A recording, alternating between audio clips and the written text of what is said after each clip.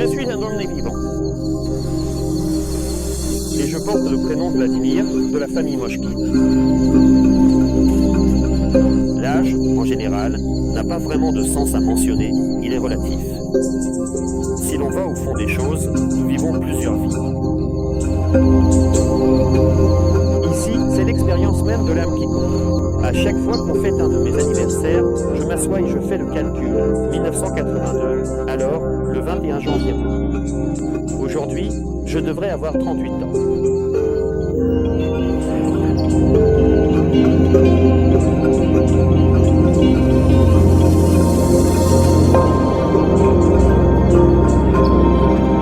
Il est impossible de me forcer à faire quelque chose contre ma volonté.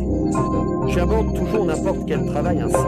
J'essaie, si ça me plaît, je continue à le continuer. J'ai commencé à gagner mon propre argent à l'âge de 5 ans. Pour moi, le passage à l'âge adulte s'est produit, c'était à l'âge de 15 ans. Je me souviens très clairement de ce moment. Je n'avais pas vraiment de conflit, mais plutôt une confrontation de points de vue avec mes parents.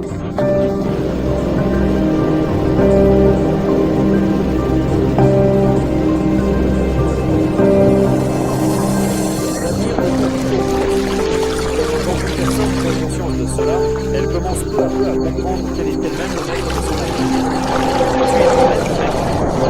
Tu es déjà Dieu et tu es déjà au paradis. Ma vision du monde, c'est que je suis renouvelé de la foi ancestrale. C'est lorsque ta vision du monde se décrit par les images suivantes. J'ai été créé à l'image et à la ressemblance de Dieu. Mais à qui est-ce que je ressemble? À mes parents. Selon ma vision du monde, mes dieux, ce sont mes parents. Chacun attire l'attention des gens, parfois simplement pour recevoir d'eux de l'énergie ou de l'argent. Depuis l'âge de 15 ans, je comprenais déjà consciemment qu'il y avait quelque chose qui clochait dans ce monde.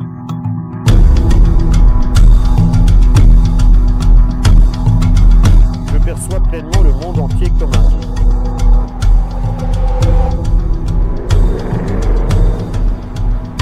Ainsi, en 38 ans de vie, j'ai trouvé cette personne clé. C'est-à-dire, pas comme les gens en ont l'habitude, où je veux créer une ville, ou je veux créer une entreprise de réseau, et il me faut 1000 personnes ou 10 000 personnes pour réussir. Il faut 7 personnes. Je vais expliquer pourquoi c'est. Parce que c'est la famille. Tout est codé dans les mots à partir du mot « famille ». Et donc, eux, la famille, c'est moi, mon père et ma mère, donc encore 2 personnes, et leurs parents à eux, la grand-mère et le grand-père. Et ces 7 personnes, c'est l'unité minimale dans l'univers.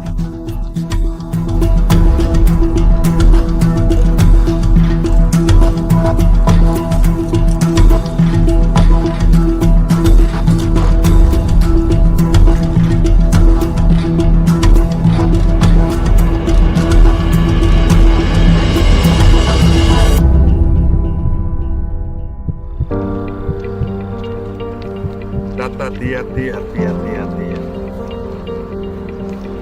Ini nih. Semua.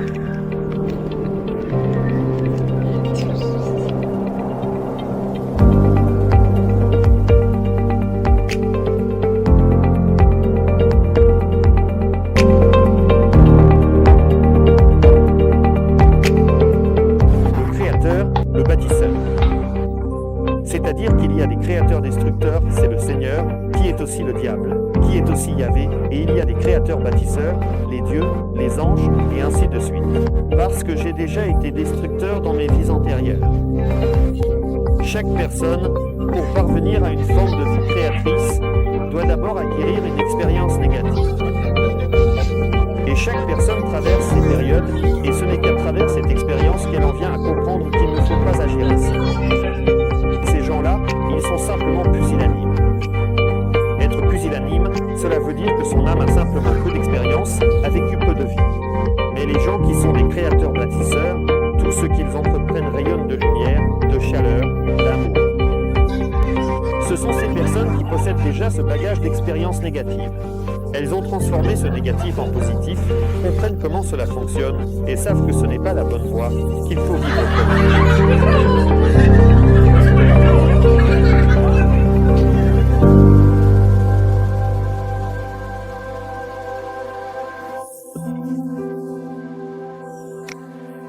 Anna, à ma Chinochka, à ma petite fille, je souhaite toujours une seule chose à travers les époques, qu'elle reste telle qu'elle est, simplement qu'elle soit elle-même. Il ne faut s'adapter ni aux circonstances, ni aux autres. Il suffit simplement de toujours rester tel qu'on est. C'est là toute la valeur de chaque personne. La beauté d'une personne, son essence véritable, c'est vraiment quand elle est sans masque, sans artifice, juste telle qu'elle est, tout simplement.